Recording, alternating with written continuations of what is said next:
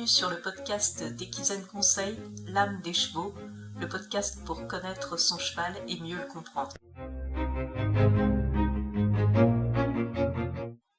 Bonjour. Aujourd'hui, je voulais aborder un point qui a été vraiment essentiel dans mon parcours avec les chevaux et qui m'a amené d'ailleurs à devenir comportementaliste. J'ai commencé à monter à cheval enfant, en centre équestre. Comme tout le monde, j'ai progressé, j'ai passé mes examens.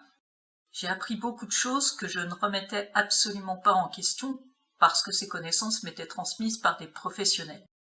Je passais des heures à apprendre par cœur les livrets des examens fédéraux et autres livres sur les chevaux. Et puis, à l'âge adulte, j'ai commencé à avoir des doutes vis-à-vis de certaines pratiques ou conseils qu'on me donnait. Même si je n'étais pas toujours en mesure d'expliquer, de justifier pourquoi ces conseils me paraissaient inadaptés, je sentais bien que ça ne pouvait pas améliorer la situation avec le cheval que je montais. Et puis j'ai eu mes propres chevaux. Et j'ai arrêté de prendre des cours pour pratiquer en autonomie parce que je ne voulais pas leur imposer des pratiques qui me semblaient inappropriées. Jusqu'au jour où ma route a croisé celle d'un cheval qui m'a mise face à mes limites et qui m'a obligée à chercher des réponses. C'est à cette époque que j'ai découvert l'éthologie équine, c'est-à-dire l'étude du comportement du cheval. Plus je lisais des publications scientifiques, des livres sur ce sujet, plus je découvrais à quel point non seulement mes connaissances sur les chevaux acquises au fil de plus de 30 ans de cours et de pratiques étaient faibles, mais surtout souvent complètement fausses. Bien sûr, quand j'ai commencé à la fin des années 70, toutes ces connaissances n'étaient pas disponibles. La recherche en éthologie équine, elle commençait à peine à se développer. Mais plus tard, dans les années 2000, bien que ces connaissances soient accessibles, rien ne changeait dans la manière dont l'équitation était enseignée, et encore aujourd'hui, il y a beaucoup de chemin à parcourir. Qu'est-ce que ça change? Eh bien, ça change tout.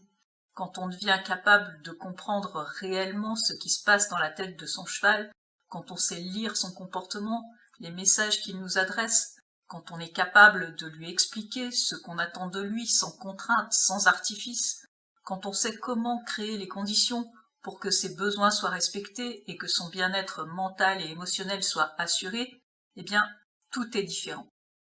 Et on se dit que si on avait su ça plus tôt, eh bien, ça aurait changé tellement de choses. On mesure ce à côté de quoi on est passé.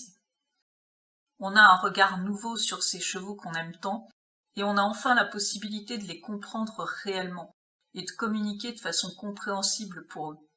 La relation qu'on a avec eux est totalement transformée, et elle devient enfin celle dont on rêvait quand on était enfant, bien éloignée de celle qu'on a finalement eue avec eux quand on apprenait l'équitation.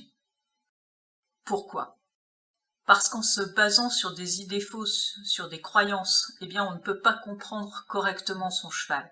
On entretient la confusion, l'incompréhension, le stress, et on est même parfois maltraitant par simple ignorance. En se basant sur la science, sur les connaissances issues de la recherche en éthologie équine, plutôt que sur des croyances transmises de génération en génération, sur des interprétations anthropomorphiques complètement erronées, eh bien on peut transformer notre vision des chevaux et nos pratiques. Ces connaissances, elles sont à portée de main pour tous ceux qui sont prêts à remettre en question leur approche. C'est le chemin à suivre pour une équitation plus éthique, plus respectueuse et aussi tellement plus sûre. Si vous voulez devenir l'humain dont votre cheval a besoin et en savoir plus sur les formations en ligne Equizen Conseil, vous pouvez me contacter par téléphone ou par mail, mes coordonnées sont en description. On se retrouve dans une semaine pour un nouvel épisode. Belle semaine à tous!